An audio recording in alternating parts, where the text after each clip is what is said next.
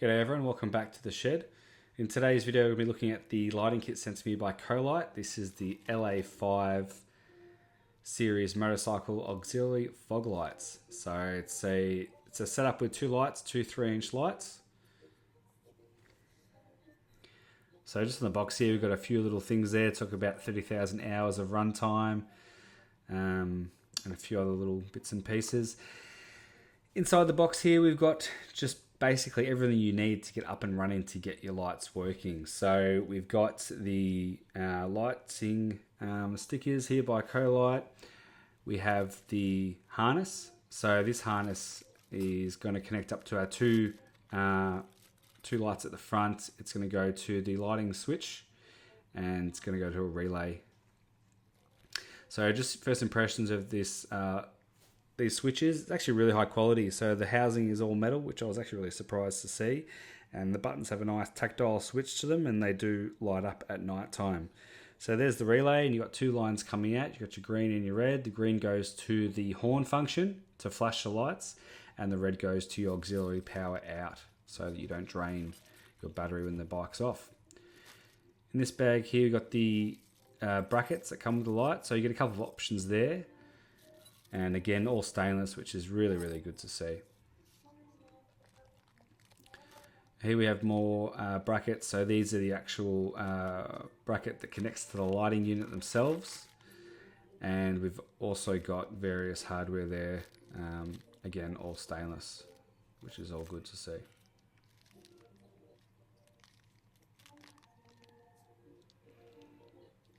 You know, for a unit that doesn't cost too much money, I don't think, when it comes to lighting, because you can spend a lot of money on lighting. I think this actually ticks, well, for me, it ticks all my boxes pretty much, with one exception, which I'll get into soon. But it's got nice Deutsch connectors there, waterproof. This is the kind of stuff you see on much more expensive lighting kits too. So it's great to see that at this sort of price point, I think it's $150, 155 American. You're getting a lot of good features here that normally you pay a lot more money for. So full disclaimer guys, I didn't pay for this with my own money. This was sent to me by Colite. So take everything with a grain of salt if you feel. But I mean, this is the kind of kit that I would put on my bike anyway, because I just can't justify spending $800 on lights. I just don't think you need to. And I think that this video here is a pretty good example of showing that you don't need to spend $1,000 on lights to get something that works really well.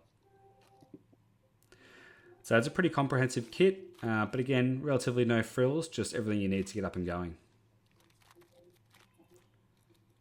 And it's nice that you can get the auxiliary lenses as well with the amber lenses. This is good during the fog, and I also kind of just like using the amber lenses. I think they look cool for one when you drive around in the daytime, but also it's better during fog. It doesn't blind you as much with the fog lighting up directly in front of the bike. But yeah, looking pretty smart unit, if I do say so myself. Not sure how much those retaining clips are going to hold it on top and bottom. It just seems to be a bit more of a friction fit around the housing of the light. So we'll have to see how that performs long term. And I will be checking in down the track to give you guys an update to see how this performs.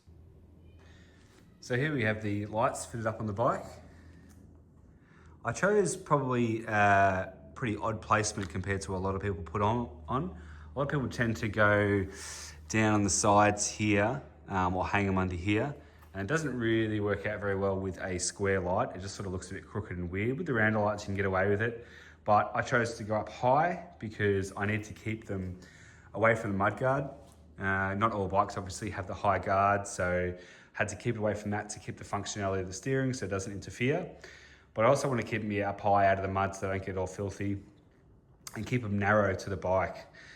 Sometimes what people will do is I'll put them out here and they look real weird, and I'll make the bike really wide. And if you're just like creating TikTok content and you're just cruising down the road and looking as wide as possible with as much stuff bolted on as possible, I guess that's the look that some people want to go for. Not me. I want to stay narrow. I want to keep the bike as tight as it can, so when I'm going off-road, I'm not going to collect any branches or rip the lights off. So that's why I've gone for the placement I have. I think it looks cool. Given the style of the bike, I really like the sort of like the rally inspired look. So yeah, I'm really happy with those. I'm just running with the amber lights for now, just for giggles, just because I think it looks cool. So that's them fitted up. The installation process was actually pretty good, I've got to say. Having said that though, there are no instructions. There are no instructions. I actually had to get back in contact with them to ask if it's supposed to come with instructions or if this is just how it rolls. And look, it's not that complicated, but it's also not that hard to include instructions. So I just don't know why they do that. But anyway, minor gripe aside. So we've got them fitted up there, and the mounting hardware they come with for the 1-inch crash bars is actually really good. And all the different fittings and stuff like that, all the bolts are all stainless steel. I always rave about stainless. It's a no-brainer with stuff like this. As soon as I see kits that come with stainless hardware, it's always a big tick from me. So bolting those up and getting those fitted was relatively easy with no issues. The lens covers themselves, I must say, are a bit cheap and nasty. They are just lens covers and they do look all right, but the actual printing on them is crooked. And I just think if you're gonna have something on the front of your bike, and especially when it comes to displaying a brand name, it should look right. And if you have any sort of crooked printing and stuff like that, it just tends to turn people off from using them. So that's a bit of a shame, but again, minor gripe. Got to keep in mind here, these aren't an $800 pair of lights. This fits into a different category. And so, you know, we can't be too picky. But that's a pretty nitpicking thing, and I think it's, other than that, it's pretty good. So come down to my install, I've got the wires running up and over and down the side of the bike here. Everything, I run all my wires together, so they're all down a main channel, down the side of the bike here. And I'll show you what I've got up underneath the seat here. Just pop that down. There's my son's XR70, pretty sweet. So if we look down, it's a bit of a cluster, if I'm honest. So this lighting kit, as I would have shown when I unboxed it all, it comes with this relay here. And essentially it's got its power from the battery, it's got its accessory switch wire, so it's not drawing current when the bike is off. And then also has this green wire here, which I'm not using, and that links up to your horn. So when you beep your horn, you can flash your extremely bright lights at them as well, if that's what you want to do. I don't really understand the whole flashing functionality. I guess to a horn it sort of makes sense, but I don't know. I would have much rathered this right here be a signal wire for the high beam. That brings me to my second gripe about this. There's no way for this harness that it comes with to link in with your high beam without splicing, cutting, and all getting a different harness, which I just think is a missed opportunity. And I have been out on this bike, and I'll talk about my impressions of the lighting system actually using it in a moment. But that just seems like every lighting harness that for accessory lightings on vehicles, it needs to have some sort of way to hook into your high beam. Otherwise, it's just a massive missed opportunity. I just don't know why they are all like that. And I've looked on Colite's website. They do have different harnesses that have the high beam switch wire.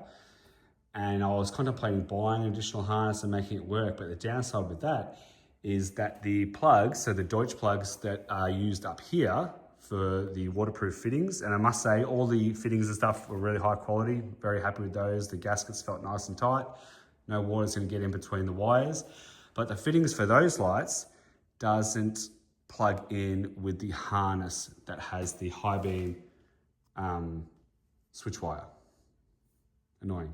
Anyway, so I've got everything run down the side of the bike, it all comes up here, and I'm just piggybacking this accessory line here. So this is the signal wire that stops you from drawing current while the bike is switched off. And I've essentially just got that spliced into the CF motor accessory wires down here.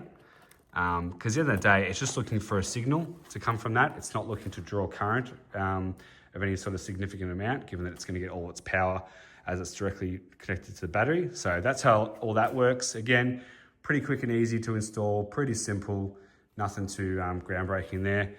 Coming up on the handlebars, this is where I'm a bit split on this. I'm not sure 100% how I feel about it. This is the switchgear that comes with the lights. We have our on-off here for the lights, and we have our flashing functionality. And there's a couple of different patterns you can flash the lights to. I mean, unless you're driving in a parade or you are like emergency services or construction or something like that, I don't know why you'd want a flashing functionality. Yeah, I just don't understand why you want it. So the actual housing and stuff that this is all made out of is aluminium, and the quality of this switchgear, even though I don't love the functionality, but that depends on individuals and what you want to use it for, the actual build quality of this is really good, really high quality, very nice. The buttons are nice and tactile. They illuminate at night time as well, and they come with these handy little brackets. And unfortunately, I couldn't really get it any closer to my hands. So when I'm out on the bike, I do have to sort of reach over and play with that, turn it on and off, which is just a safety issue. I was coming home one night and it was super dark, as it is in winter at the moment in Australia, and coming home was super dark, and I wanted to use these lights. But the problem is, because the lights do work really well and they provide amazing lighting and throw and spread and everything like that, it's a real hazard for other vehicles on the road. So you need to be able to switch your lights on and off very quickly, and this just isn't doing it for me at the moment. Having to ride, and the roads I was on, it was wet, it was dark, it was a mountain road, and it's a high-speed mountain road too. So you just can't afford to be taking your hands off the handlebar. And these are heated grips, and it's bloody cold, and I want to use them. So I don't want to be taking my hand off the handlebar to push the button. Push it once, power on, push it again. That was me pushing the horn, and it lights up. And you get a lighting functionality. But that's essentially how it works. So you push it once to sort of turn on the button module, you push it again for the lights to turn on, and then you push it a third time to turn them off. And if you want to flash your lights for whatever reason, you can do that. So now I'll talk about my experience actually using the lights. So overall build quality and installation. Build quality, very happy with, very happy with. Installation, it could have been better, it could have been clearer, it could have been simpler. And the functionality, I think it has a ways to go to make it more functional. And all they would really need to do is utilize some of the features they have on different harnesses that they provide into this setup with these lights. If you want to run the square lights, you're just going to have to get a bit creative. And I totally plan to. I'm going to either purchase another harness, or I'm going to find a way I can splice into the high beam circuit, because with the CF Moto 2, it's got a great high beam switch. So if you look up here, if you're not familiar with the bike, just here, and it's a good little trigger switch right there, and you don't have to take your hands off the handlebar, super handy. So I want to be able to utilize that as much as I can. So I'm going to get a bit more creative when it comes to splicing and wiring and get that to work the way I want it to work. So functionality in that regard is a bit of a letdown. The performance of the lights. I have been running the amber lenses, just more because I think it looks cool.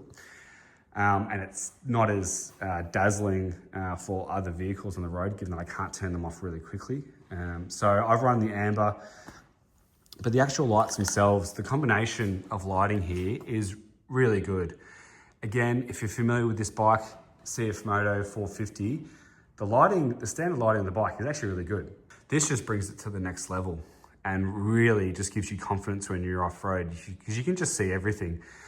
Essentially, you got your two spotties up top, and you got your two flood down below, and they work very well. So happy with those. Again, the overall quality of these lights is amazing for what you pay.